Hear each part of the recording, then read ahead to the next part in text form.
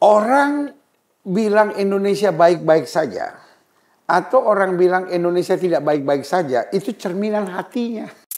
Resesi ini, 2 tahun ini, pertama, jangan ada pengembangan usaha apapun. Tapi memperbaiki yang sudah ada, diperkuat. Pondasinya, dasarnya.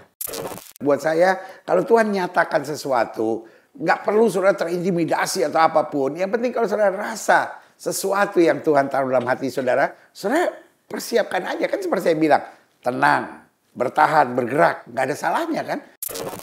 Kalau kamu tahu setan, fokus setan terus.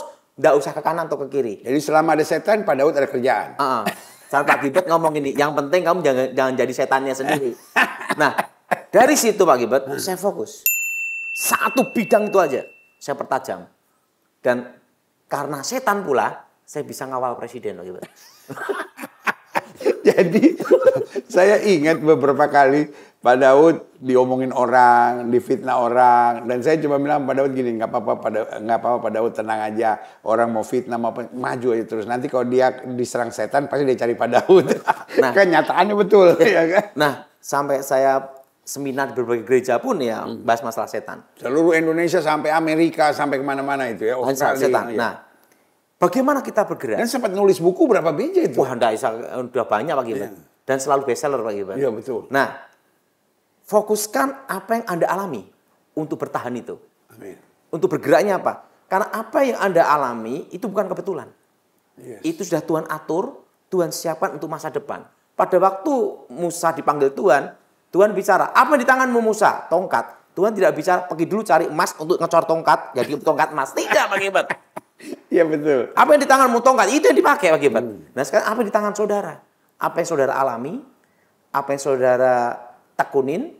Saudara tahu, itu adalah masa depan yang Tuhan berikan. Dengan itu kita bergerak. Dengan itu kita bergerak. Amin. Kalau kita taunya babi, ya ternak babi Pak Gibet. Ya. Kita taunya salon, ya fokuskan ke salon. Ya. Kita taunya IT, fokuskan ke IT Pak Gibet. Ya, ya. Karena untuk bergerak ini Pak Gibet, resesi ini masih 2 tahun.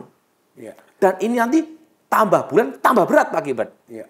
Tetapi ingat, bersama Tuhan terang ada. Amin. Haleluya. Saya tidak setuju Indonesia gelap. Sebenarnya kegelapan yang gelap benar itu waktu COVID Pak Gibet. Ya. Itu tahun 2020 sampai 2023. Nah, kalau kita bisa lolos seleksi alam, demikian kita pasti lolos seleksi ekonomi. Oh, haleluya. Jadi orang bilang Indonesia baik-baik saja, atau orang bilang Indonesia tidak baik-baik saja, itu cerminan hatinya. Jadi Pak Daud bilang, saya nggak setuju kalau dibilang Indonesia gelap. Karena Indonesia gelap atau terang, tergantung hati kita gitu. Kalau hati kita seperti tadi dibilang tenang, lalu bertahan dan bergerak, ya dari tidak baik-baik saja menjadi baik-baik saja. Iya kan? Dari gelap ya menjadi terang gitu. Jadi hari ini kita jangan terpengaruh tagar gitu. Kabur aja dulu. Nah, buat sebagian orang, ada nggak yang kabur aja dulu lalu berhasil? Ada. Ada banyak, apa itu namanya, tenaga-tenaga kerja Indonesia kabur ke luar negeri, bekerja di luar negeri, hebat. Ada banyak anak-anak muda pergi ke luar negeri, lalu mulai berinovasi, jadi pemimpin di luar negeri, hebat. Tetapi ada juga yang ikut-ikutan, dia kabur, dia hancur di luar negeri gitu. Ada yang kemudian akhirnya di penjara, di ini. Jadi marilah kita kembali kepada 3 kata kunci itu. Tenang, bertahan, dan bergerak. Tadi saya sangat diberkati dengan Pak Daud bilang, mulai aja dengan apa yang kita bisa dulu. Kalau kita bisanya, apa itu namanya, salon-salon. Kalau kita bisanya babi-babi. Kalau kita bisanya nyanyi-nyanyi. Kalau kita bisanya gambar-gambar gitu.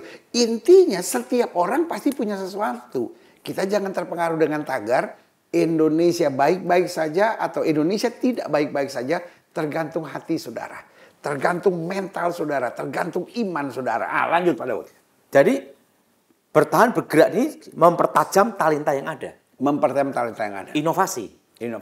Karena ingat, 2 tahun ini Tuhan izinkan terjadi resesi ekonomi supaya kita berbenah diri dan mempertajam talenta kita. Haleluya. Nah, jadi Pak Gibet, waktu itu saya memberitahu tahun 2022 bahwa nanti emas akan tembus 1,5 juta programnya di tahun 2024. Ya. Dan terjadi. Dan perlu Pak Gilbert tahu bahwa emas nanti akan tembus 2 juta. Nah, ya ada yang tanya sama saya, safety yang paling aman untuk investasi itu apa? Dalam kondisi ketidakpastian seperti ini. Saya katakan kita bukan tidak pasti Pak Gilbert. Karena kita bersama Tuhan itu selalu pasti. Semua pasti, amin. Nah, ada 3 investasi yang harus dipegang di sini Pak Gilbert. Bagi mereka yang punya uang Pak Gilbert. Ya. Pertama adalah emas. Nah, emas nomor 1. Kedua itu US dollar Pak Gilbert. Karena perlu Pak Gilbert tahu bahwa US dollar akan bertahan tetap menjadi mata uang internasional selama 30 tahun. US dollar, liquid, cepat. Ya. Dan yang ketiga, kalau sudah tidak ada pilihan lain, yang ketiga Pak Gilbert, tanah. Properti. Bukan bangunan. Bukan apartemen. Tanah. Karena tanah makin lama makin sempit. Betul. Waduh, saudaraku yang kasih dalam Tuhan. Hari ini Pak Daud hanya sampaikan apa yang Tuhan taruh di hatinya. Dan setiap orang bebas memilih. Saudara nggak usah terlalu reaktif juga. Kalau saudara setuju, coba praktekkan. Siapa tahu itu terjadi dalam kehidupan saudara. Kalau saudara nggak setuju, Pak Daud juga nggak akan maksa siapapun kok. Pak Daud juga nggak bilang kalau Anda mau beli emas, hubungi nomor telepon di bawah ini karena saya sedang usaha emas. Saudara mau beli tanah, hubungi saya karena saya sedang. Kan ada sekarang banyak orang ngomong sesuatu, dibalikin kemudian dia menjual sesuatu. Pak Daud nggak ada kepentingan apapun. Saudara hanya cukup renungkan. Gak usah saudara reaktif lalu bilang, apa sih kok pendeta kok aneh-aneh begitu. Saudaraku yang kasih dalam Tuhan, anggaplah kalau ini bukan suara Tuhan, saudara kan gak rugi. Kan Pak Daud gak menyesatkan siapapun. Tetapi kenyataannya kalau ini adalah tuntunan Roh Kudus, siapa tahu saudara melakukannya. Dan satu hari saudara akan bersyukur dan bilang, waktu saya sebetulnya mau ngetes doang tuh. Saya akhirnya coba aja simpan US dollar. Saya coba aja beli tanah gitu. Saya coba aja gitu beli emas. Ternyata hari ini saya menuai hasilnya. Jadi saudaraku yang kasih dalam Tuhan, yang Pak Daud sampaikan hanya apa yang ia yakini. Ia nggak bilang Tuhan bicara sama saya. Karena itu santai. Beliau hanya bilang inilah yang saya yakini Tuhan tampakkan buat saya. Inilah yang saya yakini Tuhan tunjukkan buat saya. Dan waktu akan membuktikannya. Karena itu dari percakapan yang luar biasa hari ini. 1, kita diajarkan. Jangan berhubungan dengan kuasa kegelapan. Saudara-saudara yang pernah ke dukun. Saudara-saudara yang sampai hari ini masih pegang jimat-jimat.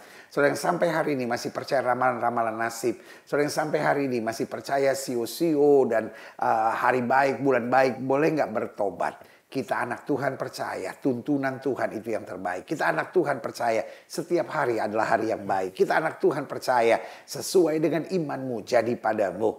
Kita anak Tuhan percaya selama kita mencari kerajaan Allah serta kebenarannya semuanya akan ditambahkan dalam hidup kita. Kita anak Tuhan percaya dengan bertobat, lahir baru, maka hidup kita akan dipulihkan bersama dengan Tuhan. Dan kita anak Tuhan percaya kalau kita mati bersama dengan Kristus dari segala dosa, dari segala kesenangan dunia, kita akan bangkit dalam kemuliaan bersama Kristus. Dan kita juga yang pertama kita diajarkan, stop hubungan dengan kuasa-kuasa kegelapan. Saudara masih punya jimat-jimat, bakar dalam nama Yesus. Hancurkan, buang semuanya itu. Hidup dalam kebenaran. Dan yang kedua, mari kita mendoakan pemimpin-pemimpin kita. Pemimpin nasional, pemimpin regional, kita doakan dengan sungguh-sungguh. Karena kita bertanggung jawab. Anak-anak Tuhan, selalu saya bilang, kalau bukan kita siapa lagi. Orang dunia sedang sibuk dengan berkompetisi. Tapi kita berdoa karena kita percaya doa orang benar besar kuasanya. Yang ketiga, dijelaskan oleh Pak Daud hari ini. Bahwa suka atau tidak suka, mau tidak mau, dengan berat hati. Beliau harus sampaikan bahwa setelah kita bisa lepas sebentar dari COVID, tiba-tiba kita akan dihantam lagi oleh badai resesi ekonomi. Tapi resesi ekonomi bukan berita baik, tetapi berita peringatan. Jadi saudara jangan pikir, waduh hamba Tuhan kan mestinya evangelion berita baik. Kenapa ini berita yang tidak baik? Loh, ini berita baik. Karena kita tahu apa yang ada di depan kita. Jadi karena itu bukan hanya diberitahu apa yang akan terjadi. Sama aja. Kalau kita lagi bawa mobil, maka tiba-tiba ada peringatan, hati-hati di depan jalan licin. Itu kan bukan berita buruk. Itu kan berita peringatan, saudara. Tetapi yang paling indah adalah firman Tuhan tidak pernah memberikan roh yang mendatangkan ketakutan. Dalam program ini, Pak Daud tidak menakut-nakuti, awas lu, nanti akan ada resesi ekonomi.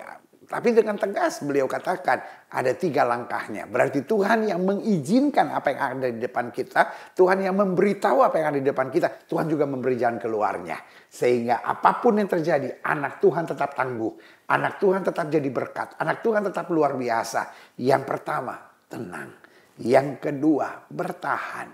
Dalam bertahan ini juga diajarkan kita harus menyesuaikan diri. Dalam bertahan kita diajarkan untuk belajar bersyukur. Kadang-kala kita harus kencangkan ikat pinggang sedikit. Kalau biasa saudara liburan jalan-jalan ke luar negeri, sekarang ke Lampung, ke Bali, ke Manado, ke Ambon. Kalau saudara biasa jalan-jalan ke Bali, mulai sekarang jalan-jalan ke Monas, ke Ancol gitu ya kan. Jadi kita kurangi sedikit spending kita gitu ya kan. Kita mulai belajar syukuri. Seperti tadi kita percakapkan dengan sederhana. Kalau tadinya biasa sudah makan di hotel bintang 5, sekarang cukup di kaki 5. Toh yang penting kata Pak Daud, perut kita kenyang kan. Yang penting kita sukacita. Karena sukacita bukan kalau kita spending, itu kan bahaya. Itu harus bertobat. Sukacita karena ada sesuatu di hati kita. Dan kalau kita spending juga karena kita punya tujuan juga berbagi gitu. Nggak usah semua untuk kita juga. Jadi supaya kita bisa berbagi gitu.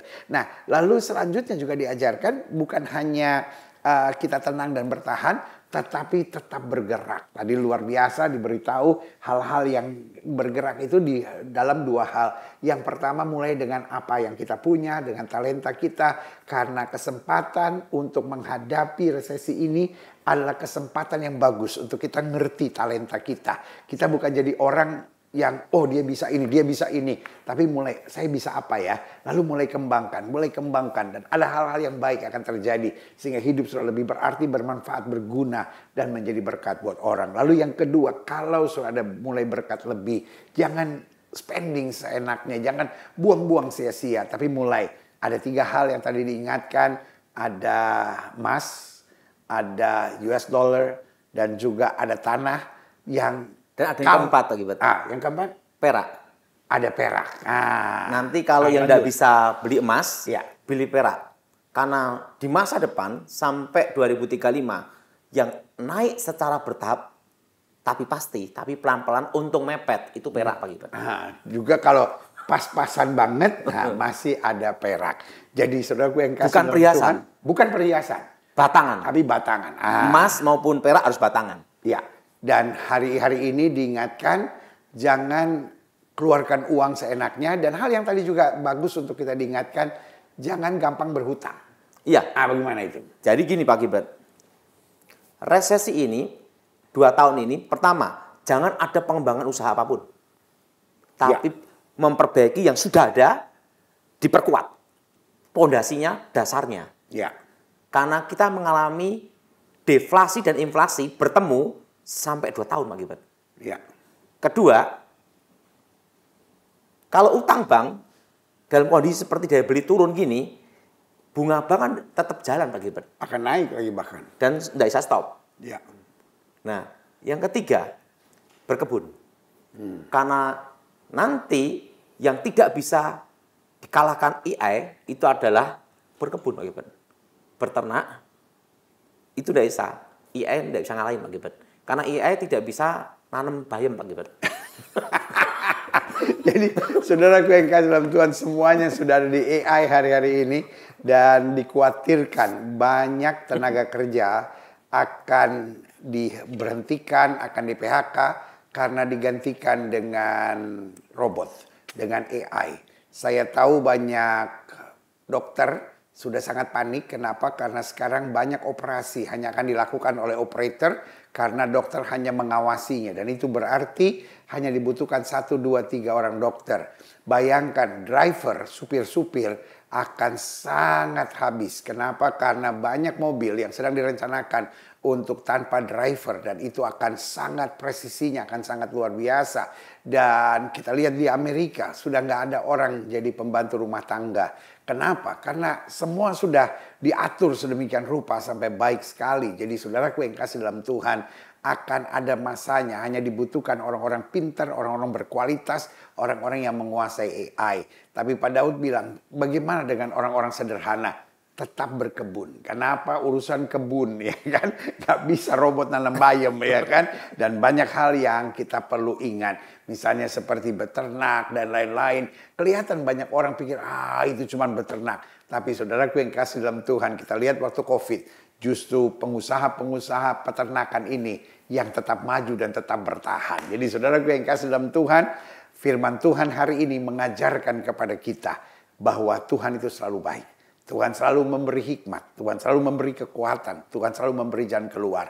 Selama kita andalkan Tuhan, apa yang tidak pernah kita pikirkan, itu yang Tuhan sediakan. Pak Daud, sebagai penutup, apa sharing Pak Daud buat jemaat sekalian? Jadi gini Pak Gilbert, pulihnya ekonomi di Indonesia itu 2032. 2032. Dan 2035, Cina itu menguasai ekonomi Indonesia. Ya. Mungkin dunia juga. Hanya 4 yang bertahan. Ya. Yang harus kita pegang. Pertama, perkebunan, pertanian. Kedua, peternakan, perikanan. Ketiga, logistik, distribusi. Ya. Jadi nanti Pak Gilbert, di logistik distribusi, toko emas, toko besi, aman Pak Gilbert. Alkes juga aman. Ya. Itu karena ada pembatasan, ada izin Depkes Pak Gilbert. Ya. Dan yang keempat, di masa depan 2035 itu nanti akan ada terbit undang-undang baru Pak Gilbert. Ya. Yaitu apa? Pembatasan hak kepemilikan tanah. Jadi tanah-tanah yang sekarang ini HGB, HGU segera ditingkatkan ke hak milik Pak Gilbert. Karena 2035 itu akan terbit hak kepemilikan. Itu susah sekali Pak Gilbert, hak milik itu. Karena pembatasan hak kepemilikan tanah. Untuk membatasi asing memiliki tanah di Indonesia Pak Gilbert. Iya. Wow, haleluya. Saudaraku yang kasih dalam Tuhan, orang dunia bilang daging semua. Ya kan, orang dunia bilang gitu, ini daging semua nih. Tapi kembali, tidak ada pemaksaan buat saudara sekalian, tidak ada intimidasi buat setiap saudara. Pak Daud hanya orang yang punya hati mencintai Tuhan, mencintai jemaat yang olehnya Tuhan percayakan untuk bagikan prinsip-prinsip firman Tuhan. Jadi jangan saudara bilang, wah Pak Daud sekarang mulai meramal lagi kayak dunianya dulu. Bukan, kalau dunianya dulu setan yang kasih hikmat. Kalau dunia yang sekarang Tuhan kasih pernyataan, penyingkapan rahasia. Nah saudaraku yang kasih dalam Tuhan, kembali kepada setiap saudara. Saudara tidak terintimidasi, saudara tidak dipaksakan, tetapi dibukakan sebuah rahasia yang Tuhan mau menyingkapkan buat setiap saudara sekalian. Saya ingat waktu Pak Daud bilang, wah COVID ini akan lama, saudara siap-siap. Karena mungkin 2-3 tahun. Semua bilang, oh ini pendeta sesat. Saya kebetulan karena orang tahu saya bersahabat dengan Pak Daud, saya bagai ditelepon orang. Teman lu tuh sesat tuh, teman lu ngaco. Teman lu kayaknya udah kembali ke dunia perdukunan, itu apa-apaan dia ngeramal. 2-3 tahun saya bilang, ngapain reaktif begitu? Tunggu aja. Kalau ternyata 3 tahun, ternyata 3 bulan COVID selesai, ya berarti dia nggak benar, kan simple. Tapi pada saat ternyata benar COVID hampir 3 tahun, yang nelpon saya nggak nelpon lagi tuh. Pak Gilbert masih ingat enggak? Saya mau disuruh dipecat. Karena pendeta-pendeta ngomong ke Pak Gilbert, Daud itu udah sesat. Yeah. Itu waktu itu kan 2019 saya berkata, badainya datang, ekonomi berhenti di 2020. Yeah. Nah, padahal 2019 banyak pendeta-pendeta bernubuat tahun depan, tahun mujizat, tahun kelimpahan. Tahun berkah. Nah, saya hanya satu orang yang mau ngomong badai. Akhirnya saya disesati mau dipecat. Tapi saya tidak bisa dipecat, Pak Gilbert, karena saya bukan pendeta. Jadi saudara yang kasih dalam Tuhan, kalau saya sih orangnya itu kebetulan simple-simple gitu. Saya is not a ribet person gitu. Saya bukan orang yang ribet. Buat saya, kalau Tuhan nyatakan sesuatu, nggak perlu saudara terintimidasi atau apapun. Yang penting kalau saudara rasa sesuatu yang Tuhan taruh dalam hati saudara, saudara persiapkan aja. Kan seperti saya bilang, tenang, bertahan, bergerak, nggak ada salahnya kan. Terus kalau saudara ada berkat, daripada saudara spending seenaknya gitu, saudara utang bank gitu, ya kan. Lalu hari ini saudara belajar, jangan utang bank, buat apa saya spending begitu banyak sia-sia gitu kan. Saya mulai punya properti, saya punya emas, saya punya dolar. Hitungan siapapun, pasti nggak mungkin rugi.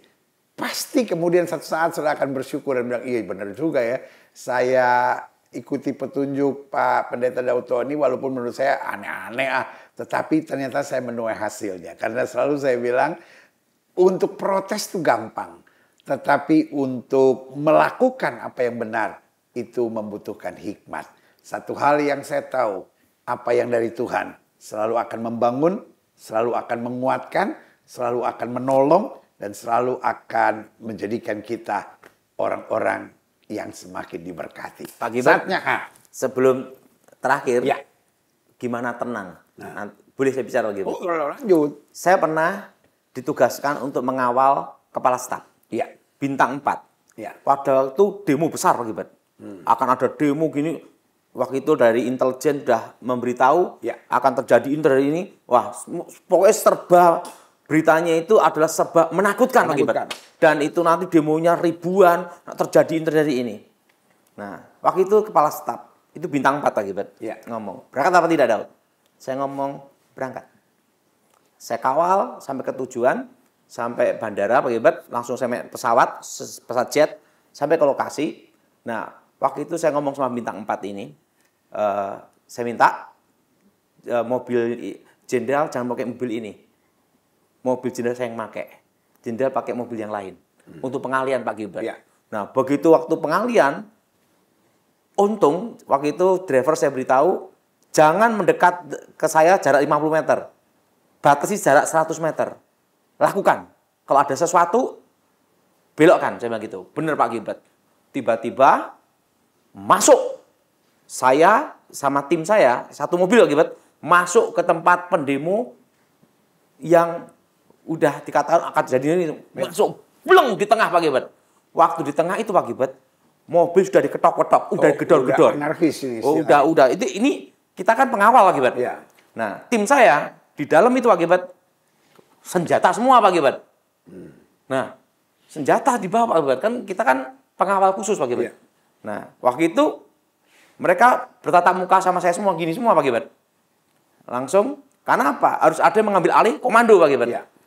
Harus ada yang bertanggung jawab. Langsung saya berkata sama mereka, prajurit komando, dengarkan perintah. Tenang, jangan ada pergerakan. Waktu itu langsung, ini sudah semua gini semua, Pak Gilbert. Langsung letakkan. Saya yang bertanggung jawab dengan operasi ini, pidana dan perdata. Lakukan sesuai perintah saya. Siap. Apa perintahnya? Tenang, kita ambil posisi berdoa. Gitu, Pak Gilbert. Karena apa? Serba salah. Kalau sampai menerobos kerumunan, genosida, Pak Gilbert. Persoalan, ya. HAM. Kita tidak terobos, mati digebukin, senjata dirampas. Waktu mereka gini semua, Pak Gilbert, langsung saya ngomong, tenang. Kalau saya berkata gini, terobos. Tapi kalau saya gini, silent. Diam dan tenang. Langsung, siap, tenang. Langsung letakkan. Ambil sikap berdoa. Langsung semua berdoa gini, Pak Gilbert. Begitu ambil sikap berdoa, Pak Gilbert, sudah tahu, Pak Gilbert? Mobil dipaksa dijebol. Buas gitu, Pak Gilbert. Tiba-tiba ada yang senjata gini kan. Saya gini kan, Pak Gilbert. Langsung gini. Langsung begitu ngelihat saya, oh, Pak Daud Tony. Baru, ngapa Pak Daud? Saya ngomong doa keliling begitu. Nah, tahu enggak, Pak Gilbert? Tim saya 4 personil, Pak Gilbert. Itu sudah keringat dingin, bukannya karena takut, bingung untuk mengambil keputusan, terobos atau tidak. Tapi saya berkata, tenang, silent, jangan ada pergerakan tanpa perintah saya. Misi itu berhasil, Pak Gilbert. Wah, memang Alkitab bilang, jadilah tenang supaya kamu dapat berdoa. Berarti tenang dan doa adalah dua hal yang tidak pernah bisa dipisahkan. Jadi Pak Daud sedang mau mengambil tekanan dalam pembahasan saat ini bahwa kalau saudara mau tenang, when you don't know what to do, don't do nothing. Kalau saudara nggak tahu apa yang saudara mesti buat, tenang aja. Tundukkan kepala. Kenapa dalam doa kita lipat tangan? Artinya nggak usah kita kerja apa-apa, tenang aja. Biar Tuhan yang bekerja. Kenapa kita tundukkan kepala? Karena kita tahu Tuhan yang akan menegakkan kepala. Kenapa kita tutup mata? Karena kita nggak mau lihat apa yang sedang terjadi. Yang kita tahu Tuhan yang akan bertindak luar biasa. Haleluya. Saudara, saatnya kita berdoa buat setiap saudara-saudara yang mau didoakan. Karena saudara pernah terlibat dalam kuasa kegelapan, taruh tangan kanan saudara di dada. Kalau saudara hari ini sedang panik, taruh tangan kanan saudara di dada. Kalau saudara hari-hari ini sedang ngalamin krisis dalam hidup saudara, taruh tangan kanan saudara di dada. Karena saya percaya betul kuasa Tuhan bekerja. Bapa, di dalam nama Yesus, program ini bukan program biasa. Program ini adalah program di mana Tuhan menyatakan kehendak-Mu. Tuhan menyingkapkan rahasia yang terselubung buat hamba-Mu, Bapak Pendeta Daud Tony. Dan yang sekarang disampaikan kepada umat. Hari ini hamba berdoa di dalam nama Yesus. Mereka yang pernah terlibat kuasa kegelapan. Darah Yesus, darah Yesus, darah Yesus memutuskannya. Menghancurkan, melepaskan setiap belenggu. Melepaskan setiap kutuk di dalam nama Yesus. Tuhan, kalau selama ini ada mereka yang tidak pernah peduli dengan bangsa negara ini. Yang mereka pikirkan hanya nasib diri mereka. Tuhan, kami berdoa di dalam nama Yesus. Berikan hati untuk berdoa buat bangsa dan negara. Dan kalau ada kelompok-kelompok doa buat bangsa dan negara, Bapak berikan kekuatan buat mereka untuk terus maju mendoakan bangsa dan negara ini. Terima kasih Tuhan. Kami juga berdoa buat pemimpin-pemimpin kami, pemimpin nasional, pemimpin regional dalam nama Yesus. Mereka boleh diberikan hati yang takut akan Tuhan. Dan kami juga tahu di akhir zaman Tuhan akan menggerakkan hati bapak-bapak untuk berbalik pada anak-anaknya. Suami-suami yang berzina, suami-suami yang selingkuh, suami-suami yang percaya dukun dan kuasa kegelapan, suami-suami yang masih pergi percaya jimat-jimat, kami tolak, kami patahkan di dalam nama Yesus. Tuhan, belas kasihan Tuhan terjadi. Dan hari ini kami belajar 3 hal penting. Bagaimana kami harus tenang, bagaimana kami harus bertahan, bagaimana kami harus bergerak. Bapak hamba berdoa di dalam nama Yesus. Tuhan berikan hikmat buat kami sehingga kami tidak menjadi orang yang reaktif. Kami tidak menjadi orang yang panikan. Kami tidak menjadi orang yang serakah. Kami tidak jadi orang yang selalu hanya berpikir tentang apa lagi yang bisa kami dapatkan. Tetapi kami berpikir bagaimana kami jadi berkat di tengah-tengah masa yang sukar ini. Tuhan, mereka yang mungkin bingung dengan karunia, dengan talenta yang ada pada dirinya. Hari ini kami juga doakan di dalam nama Yesus. Sehingga seperti kesaksian Bapak Pendeta Daud Tony. Dia mulai dengan apa yang dia bisa. Dia mulai dengan apa yang dia mampu. Dia mulai dengan karunia talenta yang Tuhan percayakan kepadanya. Dan Tuhan tambahkan dalam kemuliaan Tuhan. Itu sebabnya hamba berdoa di dalam nama Yesus. Setiap jemaat Tuhan yang sedang menerima firman hari ini.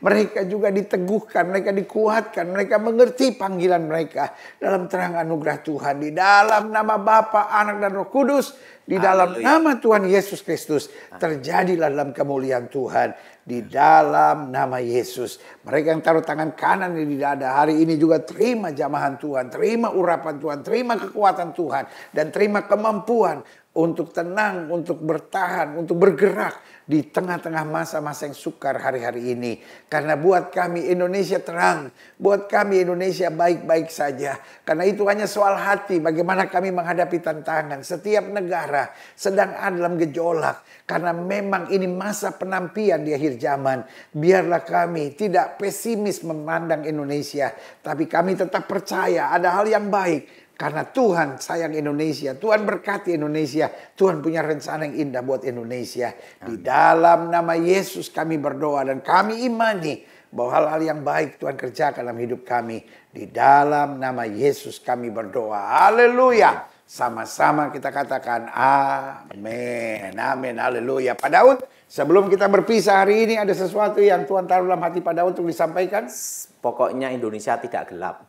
Indonesia tidak gelap dan Indonesia tetap baik-baik saja. Amin. Karena semua tergantung di hati kita. Kalau hati kita terang, Indonesia terang. Intinya satu, selama perut keras, otak terang. Jadi pastikan kita hidup sehat, kita makan cukup. Yang pertama jangan makan hati, yang kedua jangan makan orang. Yang pasti seperti Pak Daud bilang, hidup ini gak usah aneh-aneh gitu. Hidup ini pokoknya bersyukur aja. Semua pasti beres. Tuhan beserta kita. Haleluya, kamu hebat.